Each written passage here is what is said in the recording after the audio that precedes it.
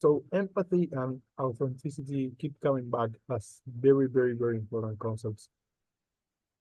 Think about your career and tell me, was this something you picked up uh, at a very specific place, or did you have a leader that inspired you in this sense? Is this something that you bring with you, you know, from the start of times?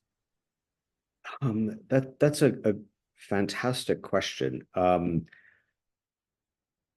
I think that it's always part, well, I should say it's always part, but I think it is a learned behavior.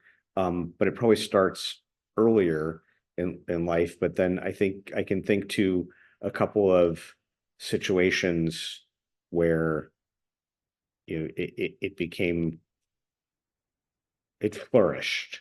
For instance, going back to early in my career, um, working at a bankrupt airline, like having the empathy of understanding that, we were working on the CFO at the time and I were the only two working on a shutdown plan for the airline.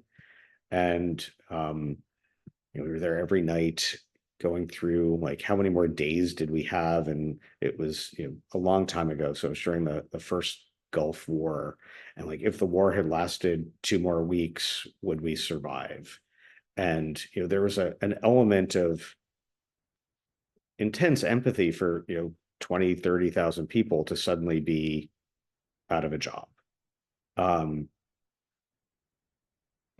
and I think with authenticity,